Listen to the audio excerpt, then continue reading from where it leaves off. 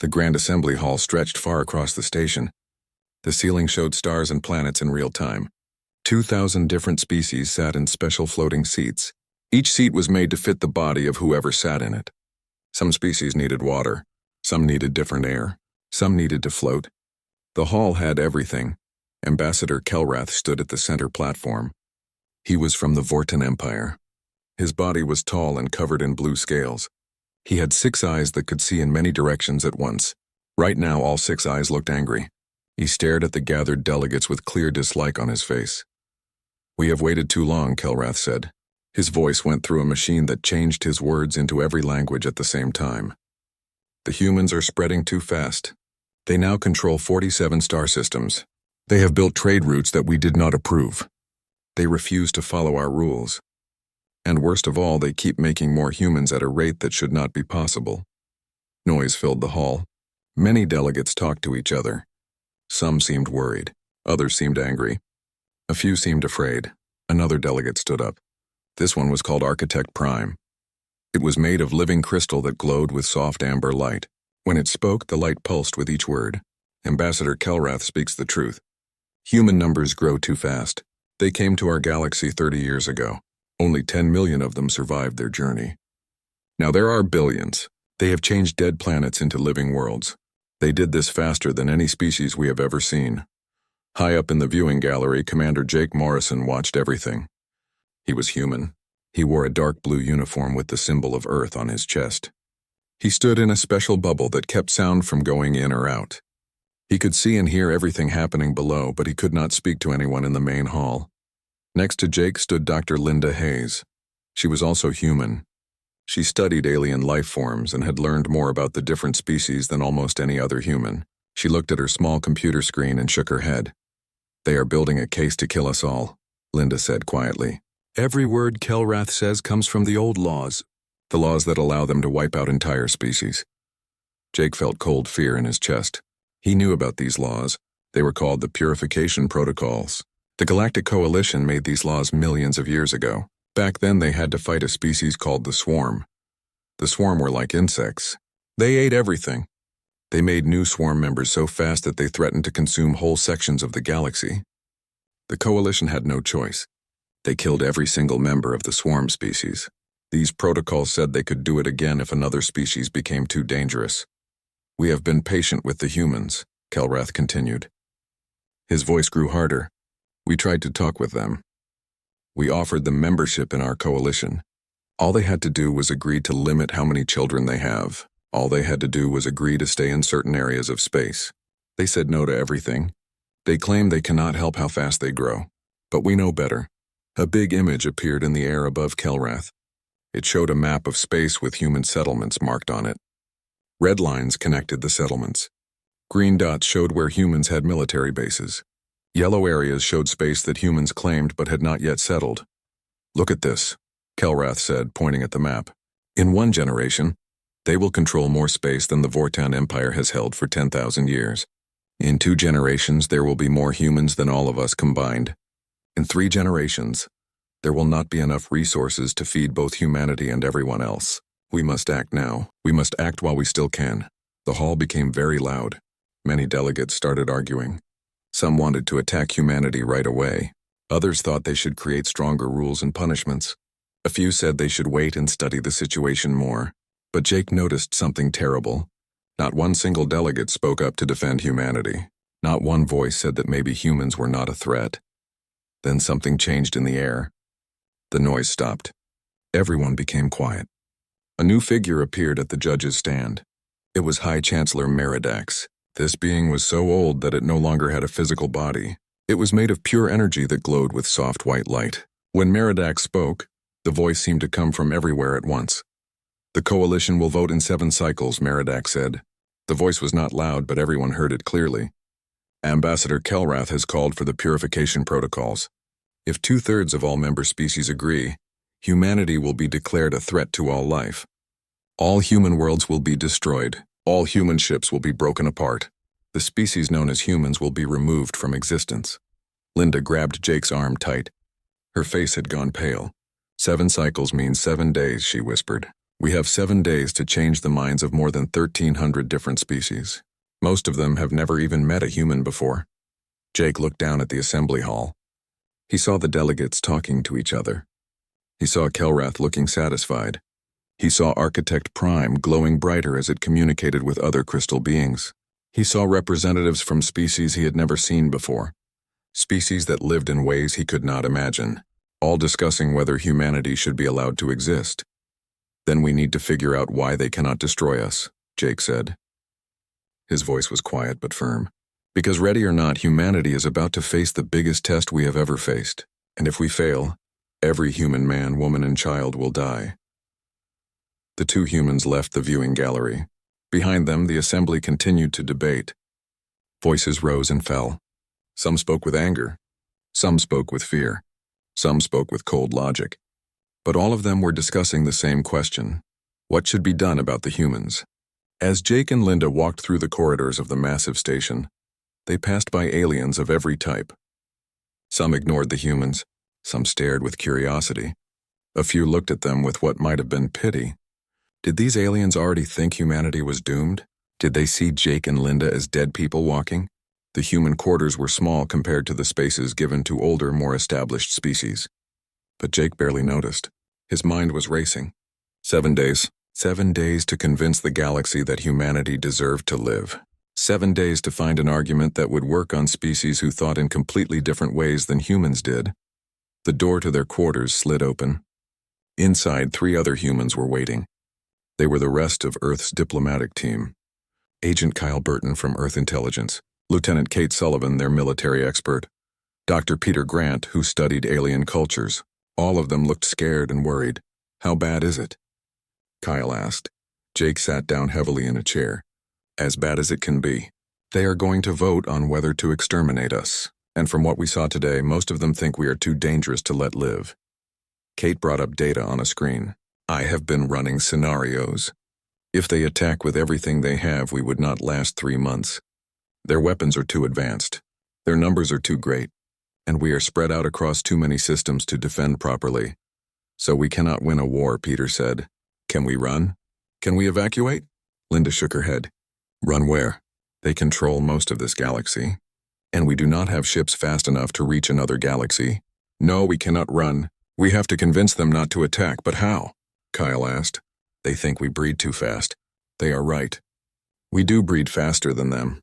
They think we take up too much space. They are right about that too. How do we defend something that is true? Jake looked at each of his teammates. We do not defend it. We explain it.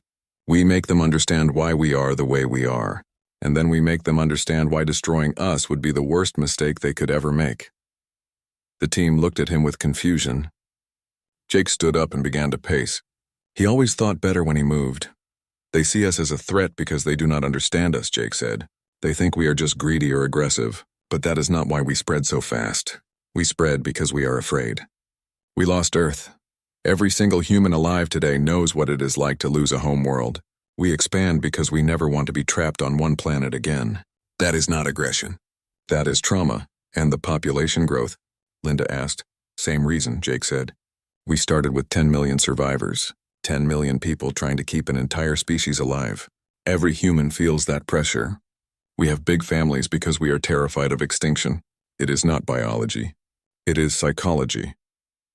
The room became quiet as the team thought about this. It made sense. But would it make sense to aliens who had never experienced what humans had experienced? There is something else, Kate said slowly. She pulled up new data. I have been analyzing coalition warfare patterns. They always fight the same way. They build up huge armies. Then they overwhelm their enemies with superior numbers.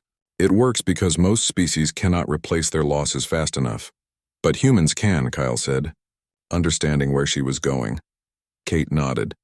Exactly. Even if they kill 90% of us, the remaining 10% could rebuild within a generation or two. They have never fought a species like that before. They do not know how to handle an enemy that will not stay dead. Jake felt a spark of hope. That is it. That is the answer. They cannot destroy us. Not completely. And if they try, we will make them pay a price they have never had to pay before. We need to make them understand that the cost of fighting us is higher. The human team worked through the night. Their small quarters had become a war room. Screens covered the walls, showing data about every species in the Galactic Coalition. Linda studied biology reports. Kyle examined military records. Kate analyzed battle strategies. Peter read cultural studies, and Jake tried to put it all together into something that made sense. "Look at this," Linda said. She pointed to a chart on her screen. The average coalition species takes 3 to 5 years to have a baby. Then they wait 10 to 20 years before having another one. Humans, we take 9 months, and we can have multiple babies close together. To them, we must look like we multiply like insects. But some species breed even faster than us, Kyle pointed out. The Quillian hives produce thousands of offspring at once. True, Linda said. But the Quillians have a hive mind. Only the queen is really intelligent. The workers are more like tools than people. Humans are different. Every single human is a complete individual with their own mind. We are the fastest breeding species where everyone counts as a real person. That scares them. Kate stood up from her console. The biology is just part of it. Look at how they fight wars. She made the wall screen change to show battle records. Every war the Coalition has fought follows the same pattern. They gather a massive fleet. They have more ships than the enemy. Then they attack from all sides and crush any resistance. It works because their enemies cannot rebuild fast enough to keep fighting. She brought up human settlement data. Now look at us. We lost Earth. We came here with just 10 million refugees. In 30 years, we colonized 12 planets. In 50 years, we had factories that produced as much as the oldest civilizations in the galaxy. We did not just survive. We grew stronger, and we did it while they watched us trying to figure out how we managed it. They still do not understand us, Peter added. He had been reading Coalition reports about humans. Listen to this. This is from Vorton Intelligence. It says humans show unusual attachment to their offspring. They refuse to remove weak individuals from their population. This emotional problem makes them unpredictable and dangerous as partners. Linda looked sad. They think loving our children is a mental illness. To them, babies are just the next generation, important for the species but not important as individuals. They do not understand what it means to love your own child. Jake stopped pacing. That is our advantage. They do not understand what drives us. Every prediction they make about human behavior is wrong because they are starting with false assumptions. We need to show them this. How do you mean? Kate asked. Jake leaned against the table. They think we expand because we are greedy or violent. But that is not true. We expand because we are terrified. We lost our homeworld. Every human knows that story. We know what it is like when your son starts to die and you have nowhere to go. We spread across many worlds because we never want to be trapped like that again. It is not aggression. It is fear. Linda nodded slowly. And we have so many children for the same reason. We started with only 10 million survivors. Everyone alive today knows how close we came to complete extinction. We feel an urgent need to keep humanity alive. That is why families are so large. It is not just biology. It is survival instinct born from trauma. Peter looked doubtful. But will the Coalition care about our reasons? They are still afraid of what we might become. Understanding why we do things will not change that fear. Jake turned to Kate. Run a military simulation. If the Coalition attacks humanity with their full force, what are our chances? Kate worked at her console for several minutes. Her face grew darker as she read the results. She finally looked up at Jake. Standard analysis says we lose in 3 months. Maybe 4 if we fight hard. But there are problems with the simulation. It keeps trying to calculate things it cannot understand. What kind of things? Jake asked. Human unpredictability. The simulation tries to figure out when we would surrender. It tries to predict when fear would overcome our will to fight. But it keeps giving me error messages. The numbers it comes up with do not make sense. What numbers? Linda asked. Kate looked at her screen again. 0. The simulation calculates that 0 humans would surrender.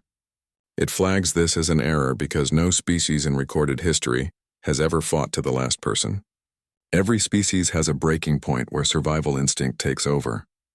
But according to everything we know about human psychology, we do not have that breaking point. We would rather die fighting than live as slaves or prisoners. The room became very quiet. Everyone thought about what Kate had just said. It was a terrible thing to consider, but it was also true. Humans had a long history of fighting to the death rather than surrendering. Sometimes it was foolish. Sometimes it was brave. but it was definitely human. That is the key, Linda said quietly. That is the human problem they cannot solve. They cannot destroy us because we will not let them. And they cannot predict what we will do because we do not think like they think. We follow different rules, rules they do not even know exist. Jake felt pieces clicking together in his mind. We need to present this to the coalition, not as a threat, as reality.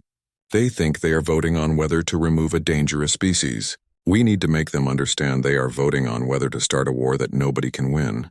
Even if they kill every living human, they will pay a price that could destroy their own civilization. Kyle pulled up more data. I have been looking at human settlements. We have 47 colonized systems, yes, but we also have hidden bases, archive stations in deep space, genetic storage facilities in remote asteroids, backup colonies on moons and planets that nobody knows about. We have been planning for disaster since we lost Earth. He showed them locations on a star map. Some of these are not even in coalition space. They are in the frontier regions, in the dark spaces between spiral arms, places that would take centuries to search completely. Even if the coalition sterilizes every known human world, survivors would remain. And those survivors would remember what was done to them. Jake studied the map. So we cannot be completely destroyed. And if they try, they create an enemy that will never forgive and never forget.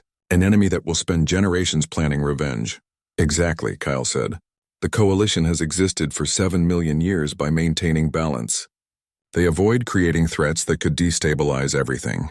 If they try to exterminate us and fail, even partially, they create exactly the kind of threat they wanted to prevent. Peter had been quiet for a while. Now he spoke up. There is another factor. Public opinion. The coalition has thousands of member species. Many of them are peaceful. They joined the coalition for protection and trade, not to participate in genocide. If we can reach even a small percentage of them, if we can make them question whether this is right, we might split the vote. Linda looked thoughtful. The vote needs 2/3 majority to pass. That is 1,334 species out of 2,000. If we can convince even a few hundred to vote against it or to abstain, we might survive. But how do we reach them? Kate asked. We are not allowed to address the assembly directly. We can only observe. The coalition will not let us campaign or argue our case to the delegates. Jake smiled for the first time in hours. Then we do not go to them officially. We go unofficially. We talk to delegates in private. We share our story one species at a time, and we start with the one who matters most. Who? Linda asked. Ambassador Kelrath, Jake said. He is the one leading the charge against us. If we can make him really understand what humans are and why we cannot be destroyed, then maybe he will reconsider, or at least maybe he will not push so hard for extermination. That is incredibly dangerous, Kyle said. He could have you arrested. He could use anything you say as evidence that humans are a threat. Jake nodded.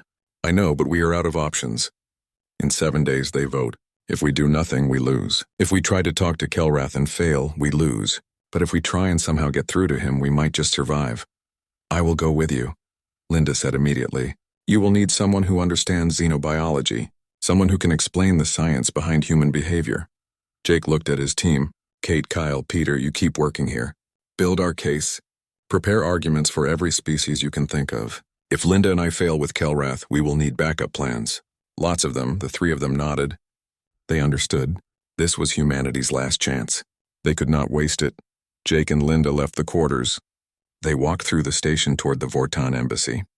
It was late in the station's night cycle. Few beings moved through the corridors. The lights were dimmed to allow nocturnal species to move about comfortably. Are you scared? Linda asked quietly. Jake thought about lying. Then he decided truth was better. Terrified. We are about to walk into the office of someone who wants to kill every human alive. We are going to try to convince him that we deserve to live. And we have almost no leverage, Linda nodded. Good. I would be worried if you were not scared. Fear means you understand how serious this is. They reached the Vortan embassy. It was a large section of the station, heavily guarded. Vortan soldiers stood at every entrance. They were tall, armed, and looked very dangerous. Jake approached the main entrance. One of the guards stepped forward, blocking his path. State your business, the guard said in rough English. Commander. The inside of the Vortan embassy was cold. At least it felt cold to Jake and Linda. The temperature was probably normal for Vortans, but humans preferred it warmer. They followed a guard through long hallways. The walls were made of dark metal. Strange symbols covered every surface. They were probably words in the Vortan language, but they looked like sharp, angry lines to human eyes. The guard stopped at a large door. He pressed his hand against a panel. The door slid open. Inside was an office. It was huge, with a ceiling that rose high above them. One entire wall showed a view of space through a massive window. In the center of the room stood Ambassador Kelrath. The ambassador was reviewing something on a holographic display. When Jake and Linda entered, he turned to face them. His 6 eyes studied them carefully. Jake felt like an insect being examined by a scientist. "This is highly irregular," Kelrath said. His voice was deep and rough. "The vote is in 5 days. What could you possibly say that would change anything?" Jake stepped forward. He tried to look confident even though his heart was beating fast. "We are not here to change your mind, Ambassador. We are here to make sure you understand what you are voting for." Kelrath's eyes narrowed. All 6 of them focused on Jake with sharp attention. "We understand perfectly. Humanity is a threat to galactic stability." "No," Linda said. She moved to stand beside Jake. "You understand the numbers. You understand that we breed fast and spread quickly. But you do not understand what those numbers mean. You do not understand why we are the way we are." She pulled out a small device and activated it. A holographic image appeared between them. It showed Earth. But this was not the beautiful blue planet from history books. This was Earth dying. The oceans were gone. The atmosphere was burning away. Cities lay in ruins. "This was our home," Linda said quietly. 300 years ago, our sun began to expand. We thought we had time. We thought it would take thousands of years. We were wrong. It happened in just 50 years. 99% of humanity died. 10 million people survived. Just 10 million out of billions. Kelrath looked at the image. Jake watched the ambassador's face, trying to read his expression. It was hard to tell what a Vortan was thinking. Their faces were so different from human faces. "Every human alive today knows this story," Jake said. "We grow up hearing about Earth, about the blue skies and the green forests, about the oceans and the animals. We hear about how our ancestors lost everything, and we learn one lesson above all others. Never put all your people in one place. Never depend on one world. Always spread out. Always have backup plans. So you expand out of fear," Kelrath said. It was not a question. It was a statement of fact. "Yes," Linda said. "And we have large families for the same reason. We started with only 10 million survivors. 10 million people trying to keep an entire species alive. Every human carries that knowledge. We feel an urgent need to make sure humanity continues. It is not greed. It is not aggression. It is trauma." Linda changed the hologram.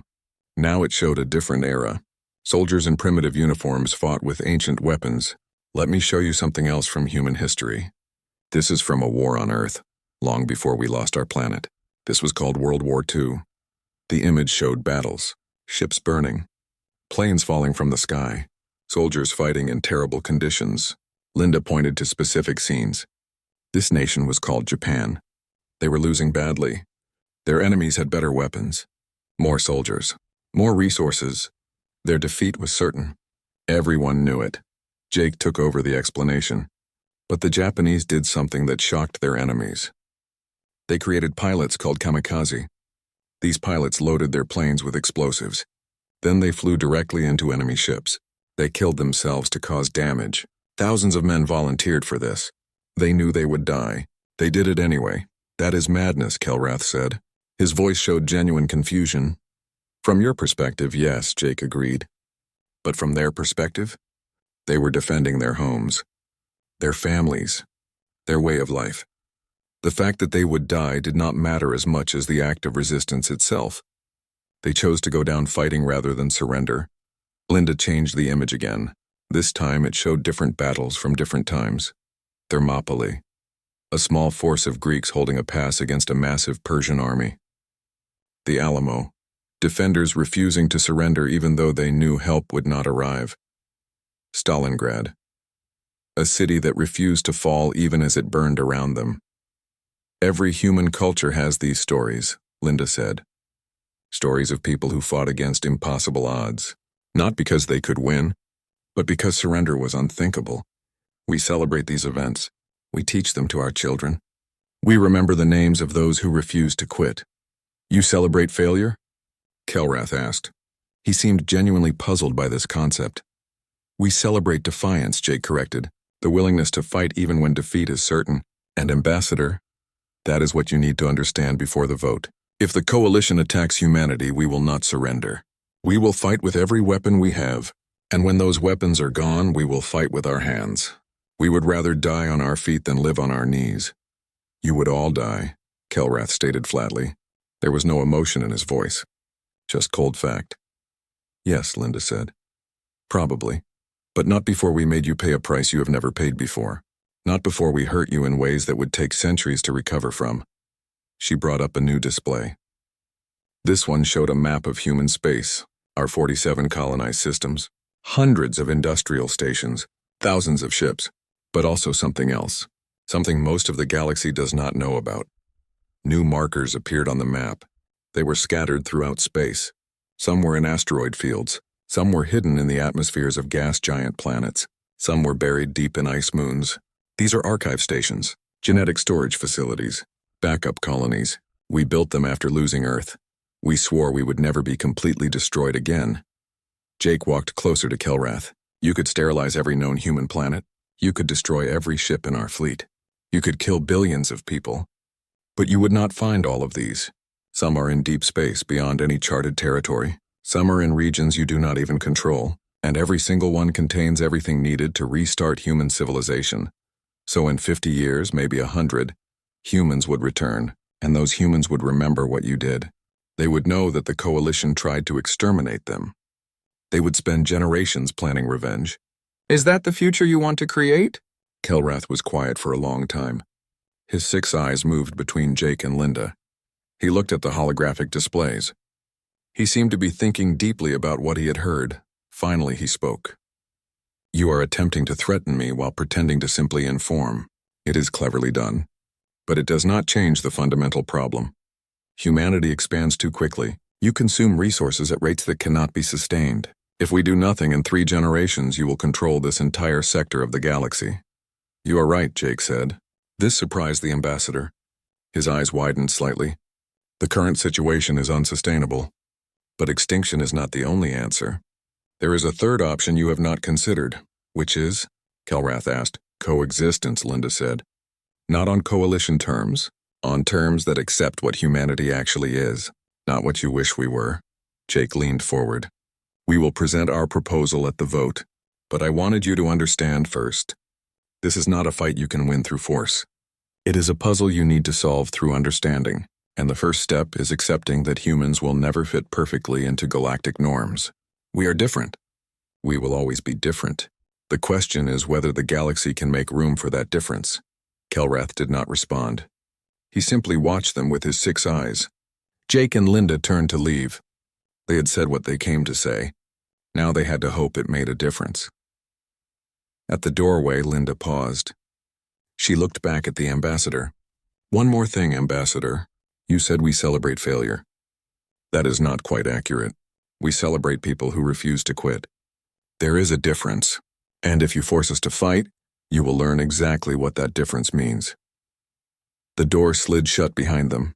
Jake and Linda walked back through the cold hallways of the Vortan embassy. Neither of them spoke until they were outside, back in the normal corridors of the station. Do you think he listened?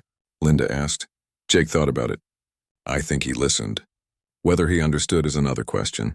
And whether understanding changes anything is yet another question, but at least now he knows. He cannot say he was not warned. They walked back to their quarters in silence. Behind them in his office, Ambassador Kelrath stood alone. He looked at the holographic displays that still floated in the air. Images of Earth dying, images of human wars, images of hidden bases scattered across the galaxy. The ambassador had spent his entire career solving problems. He had negotiated treaties. He had prevented wars. He had maintained the balance of power that kept the galaxy stable. But now he faced a problem unlike any he had encountered before. A species that could not be threatened because they did not fear death. A species that could not be destroyed because they had prepared too well for extinction. A species that did not follow any of the rules he understood. Kelrath turned off the displays. He had much to think about. The vote was in 5 days.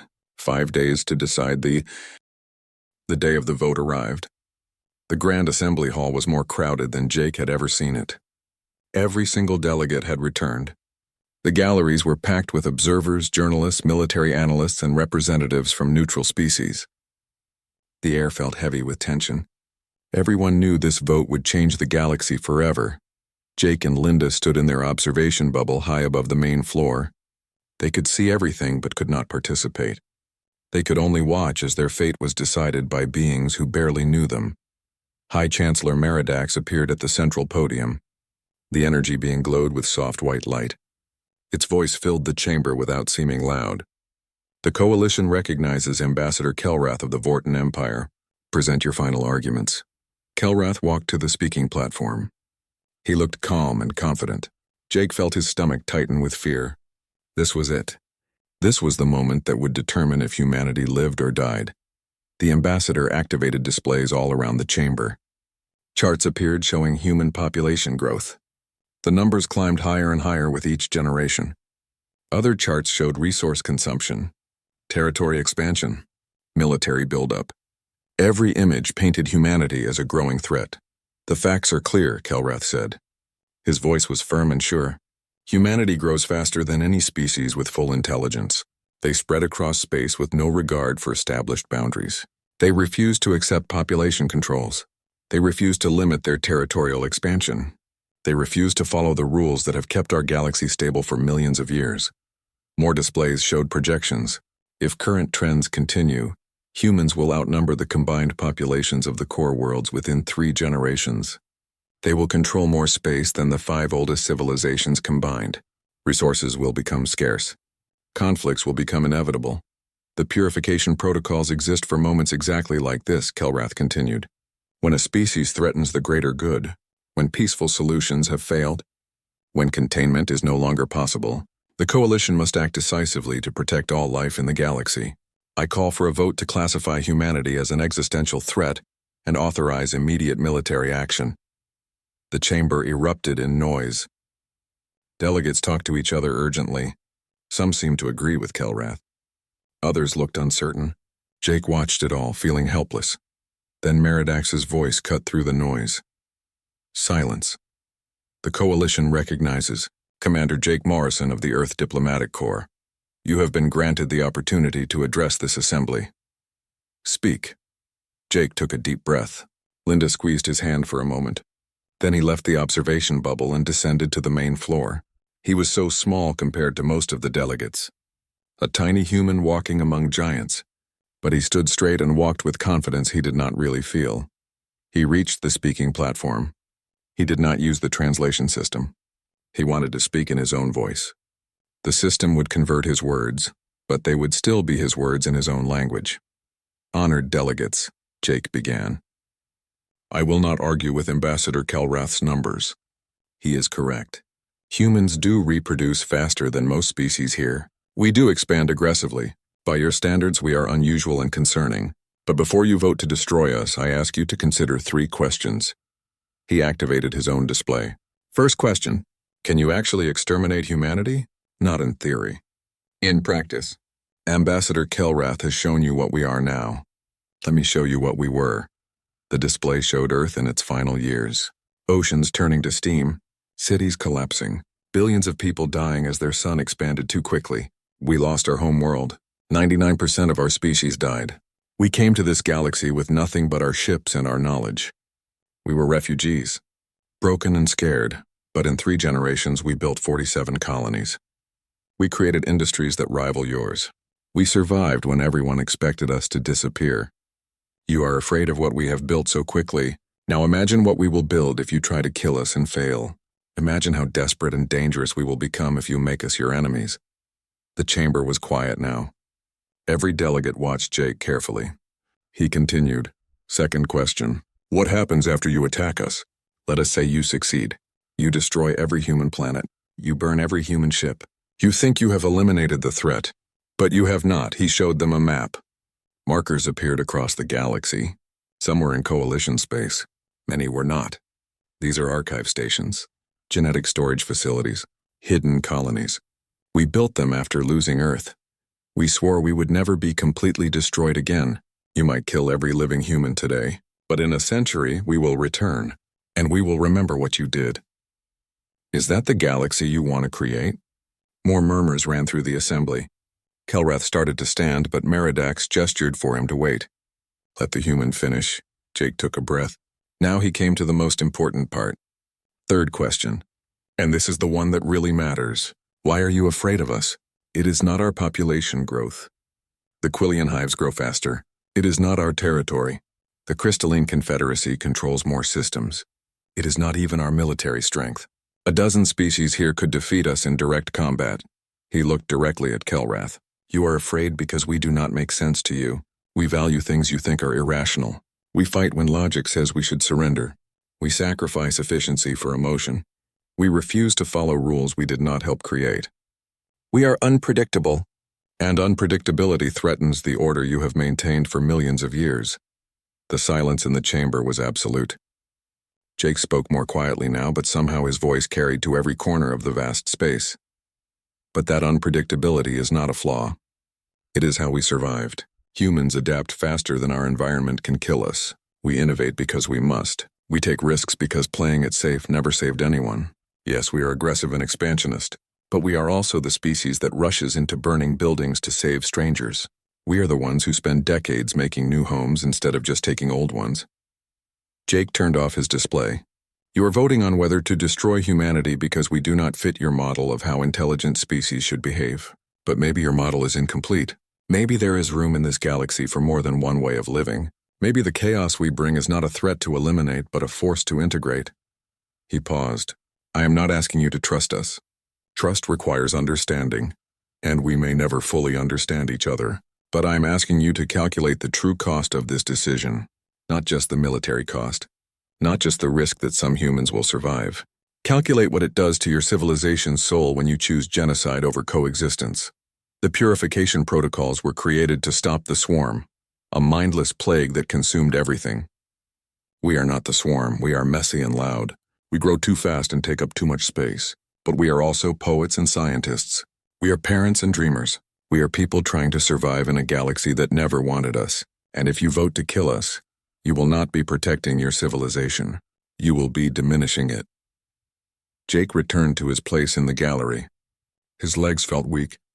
His hands were shaking. Linda gripped his arm tightly. They had done everything they could. Now they could only wait. Meridax waited a long moment before speaking. The vote will now proceed. All delegates indicate your position on the invocation of purification protocols against humanity. Lights began to appear across the chamber. Red meant support for extermination. Blue meant opposition. White meant abstention. Jake watched the board fill up with colors. His heart pounded so hard he could hear it in his ears. At first, red dominated. Hundreds of species voted to destroy humanity. Jake felt sick. Then blue lights started to appear. Architect Prime voted against extermination. The Hive Collective abstained. More blues appeared. Then more reds. Back and forth. A patchwork of judgment, mercy, and fear. The voting seemed to take forever. Actually, it only took a few minutes. But to Jake, every second felt like an hour. Linda held his hand so tightly it hurt. He did not care. Finally, the last lights appeared. The count appeared on the main display. Red, 1,218. Blue, 743. White, 39. The resolution needed 2/3 support to pass. 2/3 meant 1,334 votes. Jake did the math quickly. 1,218 was less than 1,334. They had survived. The measure fails, Meridax announced. The purification protocols will not be invoked against humanity. The chamber exploded with noise. Some delegates cheered. Others protested angrily. Kelrath stood frozen at his podium. He stared at the vote board as if he could not believe what he saw. Linda grabbed Jake and hugged him tightly. She was crying. Jake realized he was crying too. They had survived. Humanity had survived. But as the initial relief faded, Jake looked at the numbers again. 1,218 species had voted to kill every human. That was 61% of the galaxy. They had survived not because most species wanted them alive. They had survived because of a procedural rule. Because 2/3 was a higher bar than simple majority. The problem was not solved. The fear was not gone. They had bought time. That was all. But time was something. Time could be used. Time could lead to understanding. Or at least that was what Jake hoped. 6 months passed. Jake Morrison stood on the observation deck of a new space station. It floated at the edge of human territory, right on the border between human space and coalition space. Ships came and went constantly. Human ships. Vortan ships. Crystalline ships. Ships from dozens of species all docking at this neutral station. The station had been built specifically for meetings between humans and coalition delegates. It was deliberately placed in neutral space so nobody had to travel into enemy territory. Because that was what they still were, really. Not quite enemies. Not quite friends. Something in between. Linda joined Jake on the observation deck. She carried 2 cups of coffee. Coffee had become surprisingly popular among certain alien species. Some said it helped them think faster. Others just liked the bitter taste. Ambassador Kelrath is here, Linda said. She handed Jake one of the cups. He wants to speak with you privately. Jake took the coffee and smiled a little. I am surprised he wants to talk to me at all. We cost him a lot of political power. Many Vortans think he should have pushed harder for our extinction. Linda shrugged. He is also one of the smartest beings in the coalition. I think he has figured something out. Something important. Jake followed Linda to a small meeting room. It was designed for quiet conversations, not formal negotiations. Kelrath arrived a few minutes later.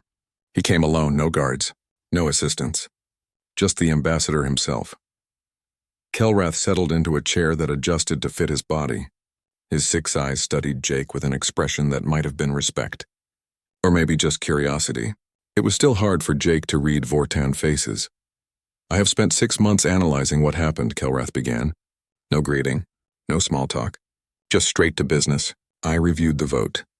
I studied human psychology. I ran simulations of different scenarios. And I reached a conclusion that troubles me. What conclusion? Jake asked. You were right. The words clearly cost Kelrath something to say. Not completely right. Your species is still problematic in ways you do not see or refuse to admit. But you were right about the core issue.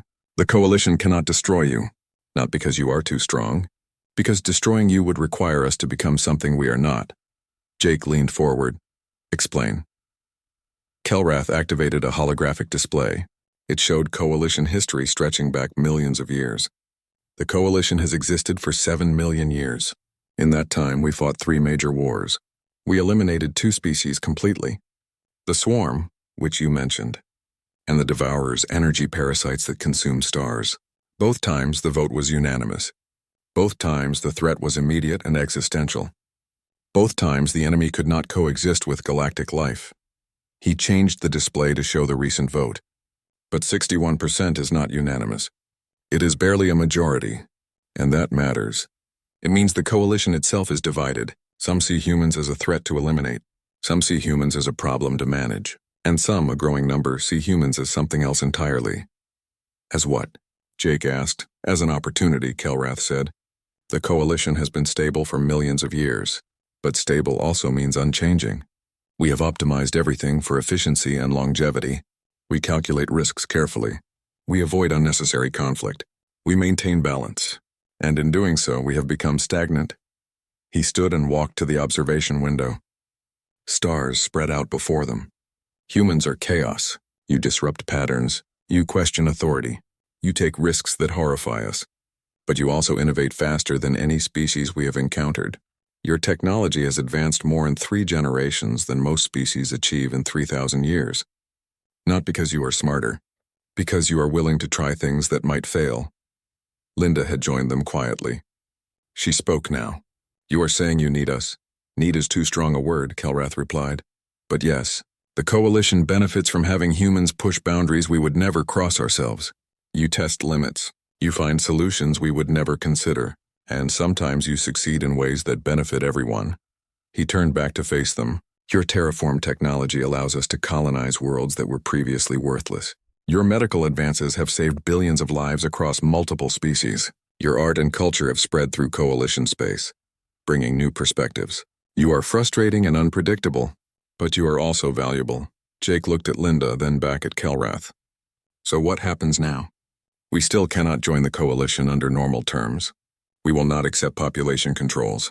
We will not accept territorial restrictions. And you still cannot trust us to behave predictably. We create new terms, Kelrath said. A framework that accepts human nature instead of trying to suppress it. You want to expand?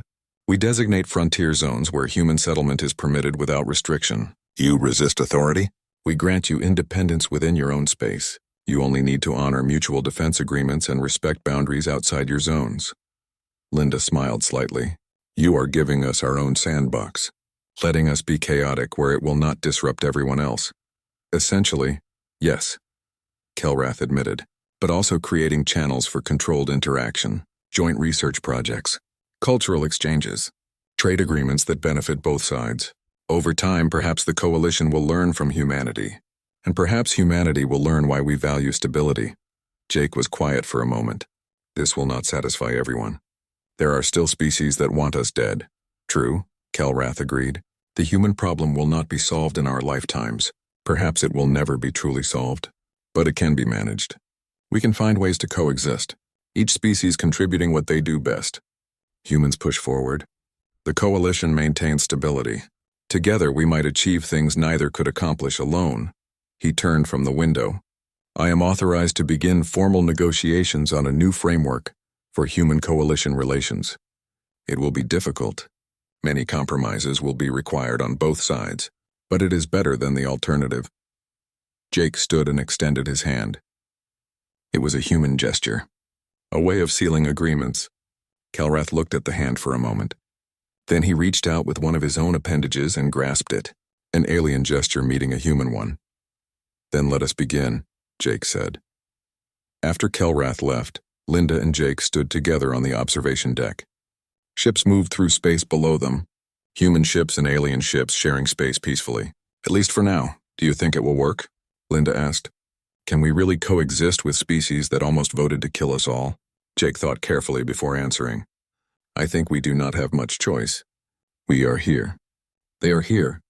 We can spend the next 1,000 years fighting, or we can spend them learning to live together. Neither option is easy, but at least one of them has a chance of success. Linda smiled. The human problem.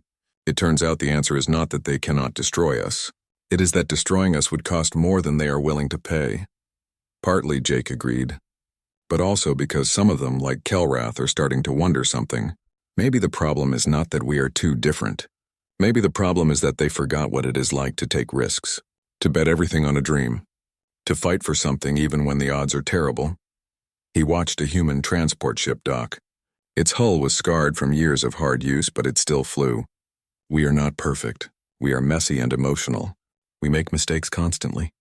But we are also alive in a way that maybe the galaxy forgot. And if we survive long enough, maybe we can teach them to remember. Below them, in the station's common areas, something remarkable was happening. Humans and aliens mingled freely. A Vorton scientist discussed physics with a human engineer. A crystalline scholar traded poetry with a human artist. A Quillian operator shared a meal with a human pilot. Both had fought in battles. Both hoped their children would never have to. The galaxy had changed. Humanity had arrived. Messy and loud and impossible to ignore. The coalition had tried to eliminate them and failed. Not through military defeat. Through recognition that some problems could not be solved with force. The human problem would continue. Species would still fear human unpredictability. Politicians would still campaign on controlling human expansion. Military planners would still develop strategies for fighting humans. But slowly, very slowly, the galaxy was learning to accept what it could not change. And maybe, just maybe, that acceptance would lead to something new, something the galaxy had not seen in its millions of years of careful, controlled existence, something unpredictable and messy and thoroughly human. Hope. Jake and Linda returned to their quarters to prepare for the next day's negotiations. They had survived the vote. Now came the harder part, building a future where humans and the rest of the galaxy could coexist. It would take years, maybe generations, but it was possible. As they worked, neither of them knew that their earlier conversation was being broadcast throughout the coalition. Not officially, someone on the station had left a communication channel open. Across thousands of worlds, billions of beings listened to two humans discussing their place in the galaxy. And for the first time in millions of years, the galaxy began to wonder. Wonder if stability was the same as stagnation. Wonder if efficiency was worth the cost of innovation. Wonder if maybe the chaos humans brought was not a threat but a catalyst for change. The vote had failed to destroy humanity. But in failing, it succeeded in changing everything. The galaxy would never be the same. And somewhere, 1 year after the vote, the galaxy looked different. Not physically. Stars still burned in the same places. Planets still orbited their suns. But the relationships between species had shifted in ways nobody expected. Jake Morrison sat in his office on the diplomatic station. It was bigger now. More humans worked here. More aliens visited. The station itself had expanded. New sections were added to accommodate the growing number of meetings and negotiations. What started as a temporary solution had become permanent. Linda entered carrying a stack of data pads. She looked tired but happy. We just finished negotiations with the Hive Collective. They agreed to a technology exchange. They get our medical research. We get access to their communication networks. That is the 15th agreement this month, Jake said. He felt amazed. A year ago, most species wanted humans dead. Now they were signing treaties with us. Linda sat down. Do not get too optimistic. 15 species out of 2,000 is not that many. Most of the coalition still does not trust us, but it is a start.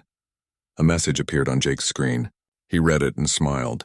Kelrath wants to meet? He says he has news. They met in the same room where they had talked 6 months earlier. Kelrath arrived on time, as always. He settled into his chair and activated a display. The Coalition Council has made a decision, Kelrath said. They have created a new category of membership, associate status. It is designed specifically for humanity. What does that mean? Jake asked. It means you are not full members.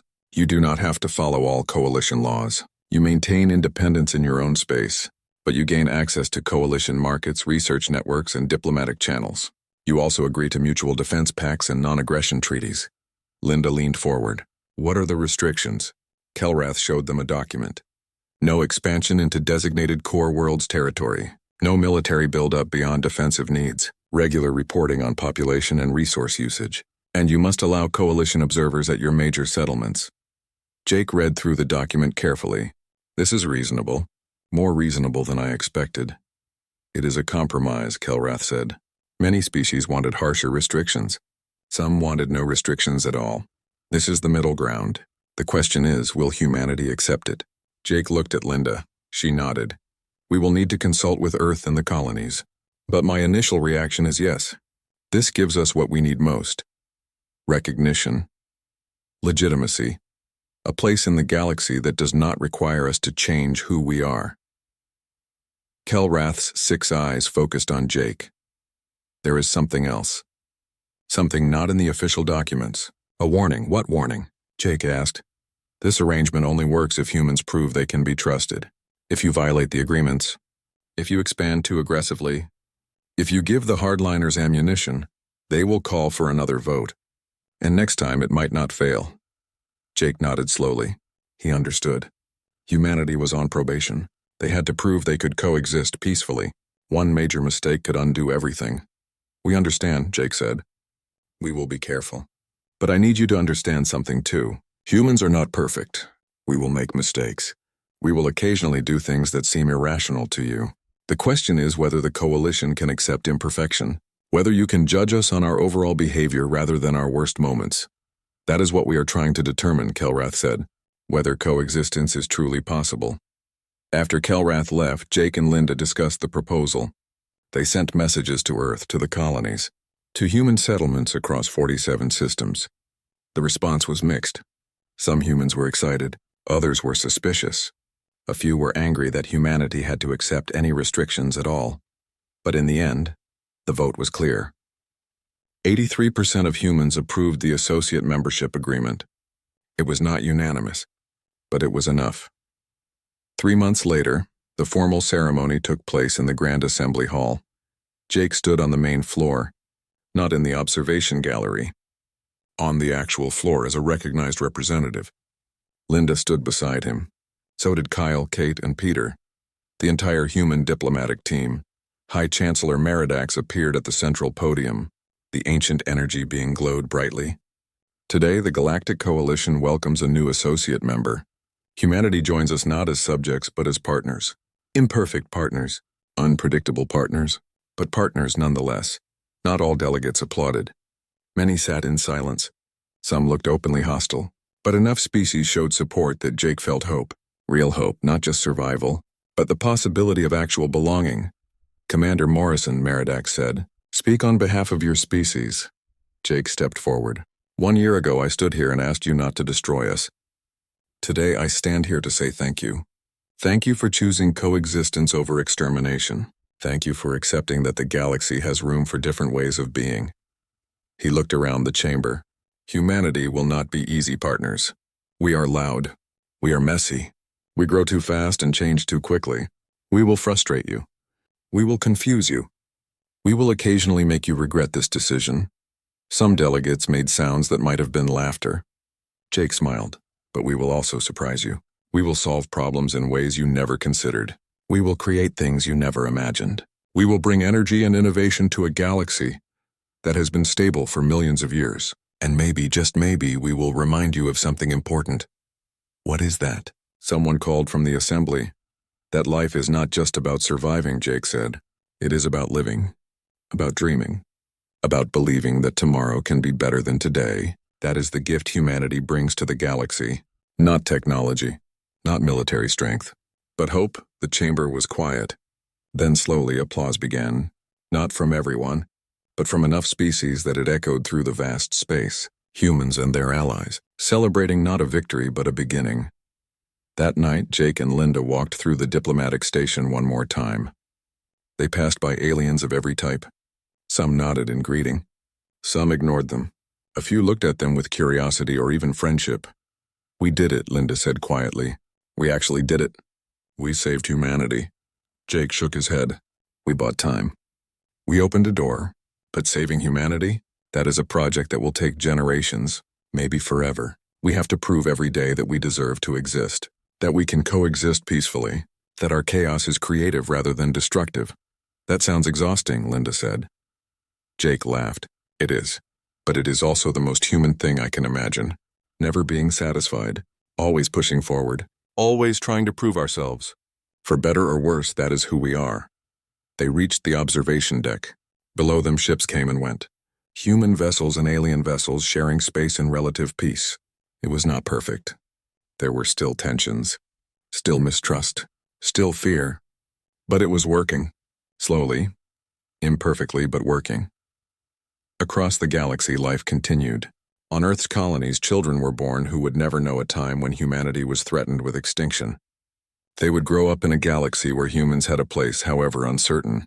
They would face new challenges, make new mistakes, achieve new victories. In coalition space, species that had voted for humanity's destruction began to reconsider. Some met human traders and found them surprisingly pleasant. Some collaborated on research projects and discovered that human creativity was useful. Some simply grew accustomed to human presence and stopped seeing them as a threat. The human problem remained.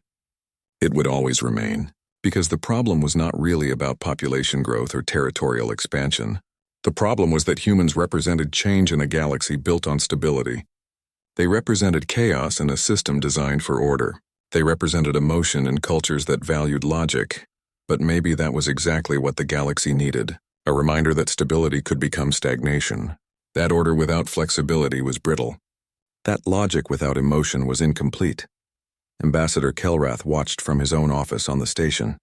He observed the humans celebrating. He saw the mixture of hope and uncertainty on their faces. He understood both feelings. The ambassador had spent his entire life maintaining order, preserving stability, following the rules that had kept the galaxy peaceful for millions of years.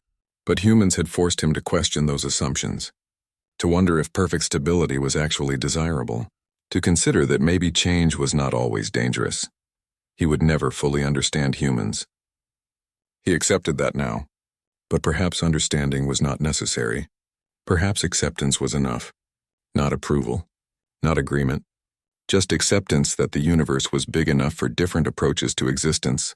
The galaxy turned. Stars burned, planets orbited, life continued in its infinite variety. And somewhere in that vast expanse, Humans and aliens were learning to live together. Awkwardly, imperfectly, but together. The human problem had not been solved. It had been transformed. From a question of survival to a question of coexistence. From a crisis to be resolved to a relationship to be managed. And that perhaps was the best solution possible. Because the real human problem was never that humans existed. It was that they refused to exist quietly. They refused to accept their place. They refused to stop dreaming, growing, changing, hoping. And in a galaxy that had forgotten how to dream, that was exactly the problem it needed. Jake and Linda stood together on the observation deck as another day ended. Behind them, the diplomatic station hummed with activity.